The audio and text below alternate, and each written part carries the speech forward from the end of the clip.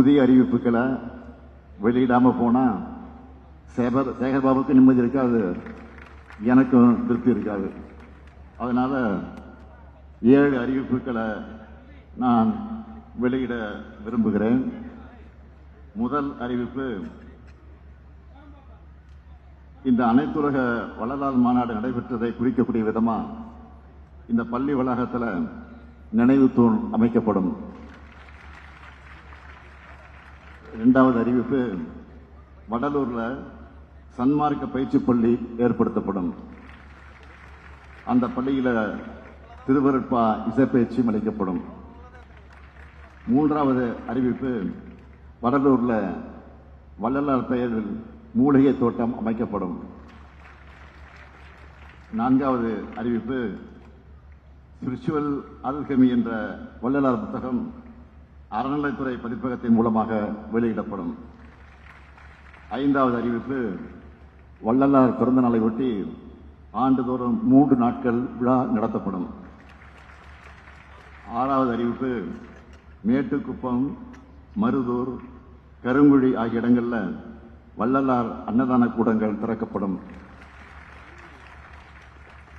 ஏழாவது அறிவிப்பு, கடலூர் மாவட்ட ஆட்சியர் அலுவலகத்துக்கு அருகில் அமைந்து வரக்கூடிய பூங்காவுக்கு வள்ளலார் பூங்கா என பெயர் சூட்டப்படும். இந்த மகிழ்ச்சி தானே உங்களுக்கு? அதேபோல் இங்கே மதிப்பிற்குரிய நம்முடைய கிருஷ்ணராய வானவராயர் அவர் சொன்ன கோரிக்கைகள் ஒன்று, தலைநகர் சென்னையில் வள்ளலார் ஆய்வு மையம் அமைக்கப்படும் என்பது. அந்த ஆய்வு மையம் இந்து சமய அறநிலையத்துறை அலுவலகத்துக்கு வளாகத்தில் அமைக்கப்படும். மற்ற கோரிக்கைகளும் நிச்சயம் கருத்தில் கொள்ளப்படும். ஏன் அதை கருத்தில் கொள்ளப்படும் என்பது அவருக்கும் தெரியும், உங்களுக்கும் புரியும். எனவே இந்த மாநாட்டு மூலமாக வள்ளலாரை பற்றி இளைய தலைமுறைக்கு சுருக்கமாக அறிமுகப்படுத்தணும்னா, அன்பின் வழியாக சமத்துவத்தை, உயிர்கள் மீதான கருணைய தமிழ் சமூகத்தின் வழியா இந்த உலகத்துக்கு எடுத்துரைத்த பேரன்பின் வடிவம்தான் வள்ளலார் அவர்கள். சாதியில, மதங்களில, சமய நெறிகளில, சாத்திர சந்தடிகளில, கோத்திர சண்டையில, ஆதியில அபிமானத்தை அலைகின்ற உலகில் அலைந்து அலைந்து வீணே நீர் அழித்தல் அழகல்ல வேண்டும் சொல்லி அறிவு நெறியை பரப்பியவர் வள்ளலார் அவர்கள். இந்த சமூகத்தில் இறுகி போயிருந்த பழமைவாதிகளையும் மூடத்தனங்களையும் சாடியவர் அவர்.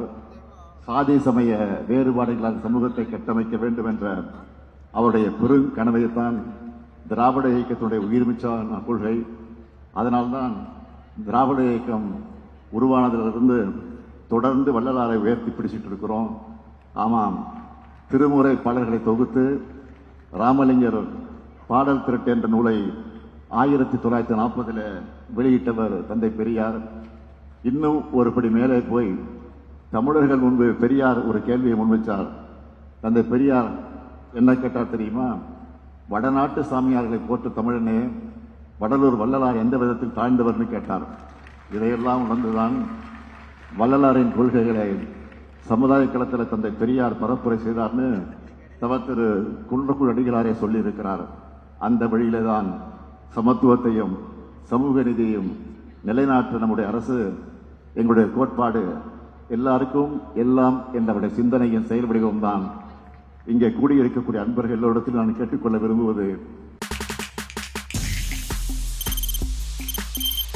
தவிர்க்க முடியாத தம்ப்நெயில்ஸ், கலக்கலான கண்டென்ட்ஸ், சினிமாவும் சீரியஸ் பிரச்சனைகளும், பல வருடங்கள் இடைவெளிக்கு பிறகு இந்த படத்துல ஒரு கலகலப்பும் கைகலப்பும். Me to love you. Thank you sir. அவருக்கு அந்த மாஸ் ஏத்துறது இல்ல, போயிட்டே தான் இருக்காரே தவிர பிரேக்கே இல்லாமல் பிரேக்கிங் நியூஸ் சொல்லும் தந்தி டிவி ஆப். இன்ஸ்டா தலைமுறை வரை இறங்கி அடிக்கும் தந்தி டிவியின் டிஜிட்டல் எக்ஸ்க்ளூசிவ். அது தண்ணிக்குள்ள போகும்போது ஹேங் ஆயிடுச்சு. உங்களுக்கு விஜய் சார் எந்த அளவுக்கு ரொம்ப பிடிக்கும்? Of course, Malayalis are huge Vijay sir fans. ரெண்டு பேருமே ரொம்ப பிடிக்கும் எனக்கு. தந்தி டிவி ஆப்பை இலவசமா டவுன்லோட் செய்யுங்க. ஃபாலோ பண்ணுங்க, சப்ஸ்கிரைப் பண்ணுங்க, என்ஜாய் பண்ணுங்க.